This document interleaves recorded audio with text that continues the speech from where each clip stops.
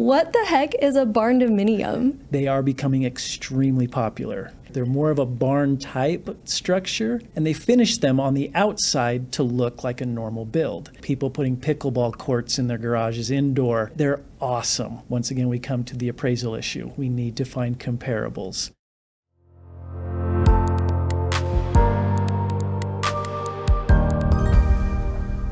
So what is new in construction? We talked about a little bit that people are getting creative, right? With either renting or renting out basements, things like that. But are people also building things like mother-in-law units? And I know that they previously were not covered under construction loans. Has that changed?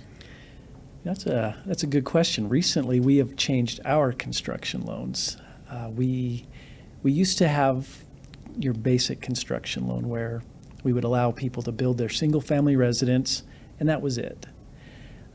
We've expanded that a little bit more, noticing the demand for the ADU, like Kim described, the additional dwelling unit.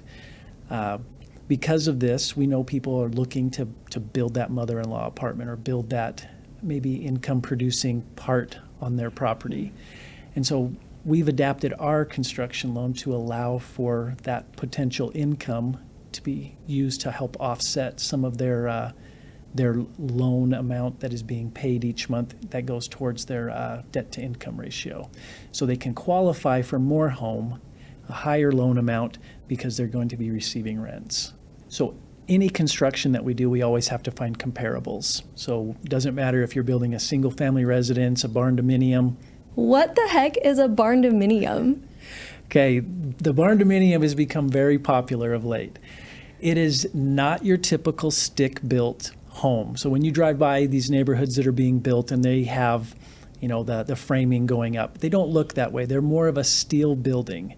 And they finish them on the outside to look like a normal build. However, there's a lot of garage space, and so they're more of a barn type structure.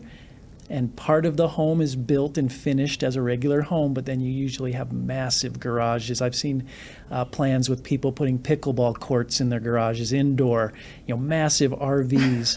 And so when you look at it, they're awesome. Wow. The only drawback is, once again, we come to the appraisal issue. We need to find comparables. Whatever you're building, we have to find something that has been there, that has a value. So we'll have to get an appraisal that shows that this is a common type of construction.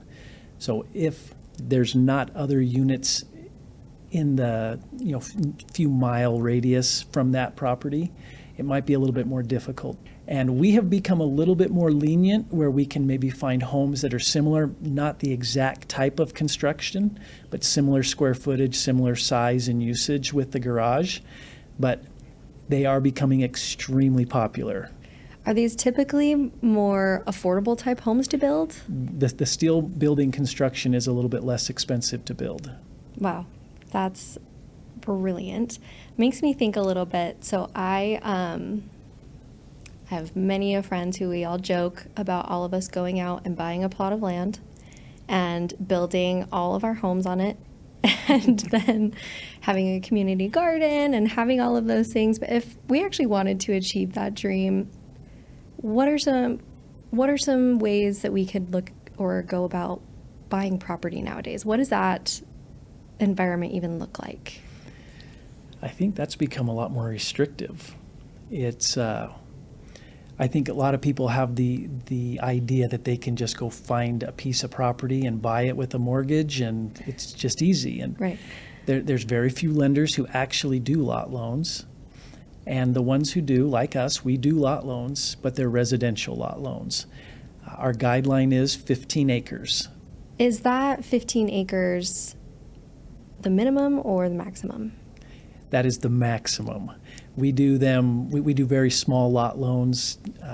We don't really have a minimum size, but the maximum that we do is the 15 acres. But it also has to be improved land.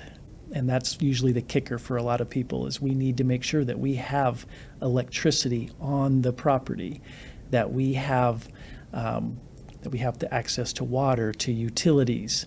Those are all things that we need to make sure are on the property before you buy it. So it needs to be improved. Some exceptions are if you're in an area where wells are common. we can do it without the water because we can drill a well. Or it's common to have a septic. We can do it without the sewers because it's common in the area. But power to the property is a very big deal. So your team will still point someone in the right direction if that's what they're if we interested we in. know people who do loans that we don't have the ability to do, we're more than happy to say we don't do them and refer someone to an area that can help them. Perfect. We do residential loans, and we want our members to be able to build their homes on that. And that's where we want to make sure that Mountain America is supporting the growth of our membership and homeownership. Absolutely. Love Yeah, so it's not for recreational use.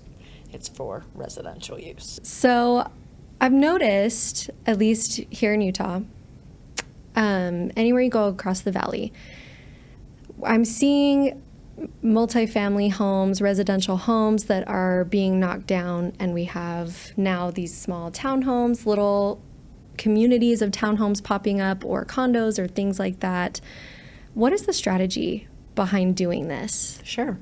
The builders want to make the most use out of that property, especially in high demand areas. And also, it's a great pitch for the seller of the land. So whoever owns that land, they can say to them, we know we can gain a lot of money from this. We're going to help you by selling your lot at a higher price. And it entices sellers to leave their single-family home they've maybe occupied for 50, 60 years, and then a builder comes in and constructs 6, 8, 10 units where there once was a single-family home. And it's back to that high-density living, right? You can get many more people into that space for a lower cost. Great.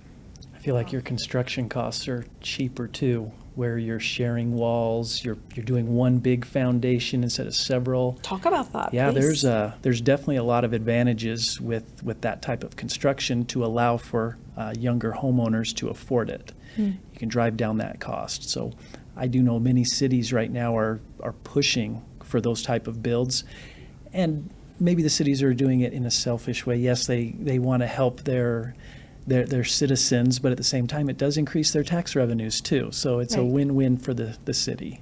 I mean, that is essentially what I live in. I do live in a townhome, and it's just, I'm lucky to where I only share one wall. You got the end unit. That's the good I got one. the end, but so does my neighbor. So we're just a little double duplex, just the two Okay. of us on either side. Nice. And you probably share your garage walls. We share our garage walls. That's perfect. And that's basically it, and it's amazing. I went and toured a unit of beautiful townhomes around where I live that do have elevators that go up Holy cow. from the bottom floor all the way up to the top floor, because these townhomes also have rooftop decks.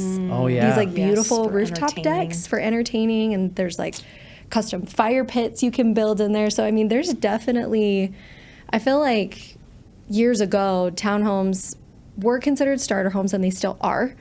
But the amount of luxury that people can create in these homes and upgrades that you can get in these homes for more affordable pricing is incredible. Yeah. And they're building beautiful homes. They Doesn't are. matter which price point you're in. They're using some great materials and finishings. well, in areas even that were once, again, I grew up out here, so areas that were once less desirable out here are now more desirable, right? So living in Eagle Mountain is massive, and Tooele is another huge area that is booming.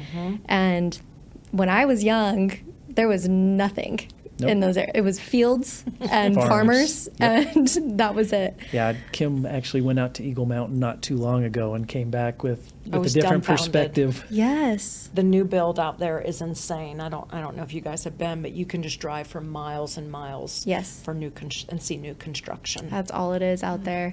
Matt, Kim, thank you so much for joining us today. It was a pleasure to have you guys, and we hope you will join us on the next episode of Guiding You Forward.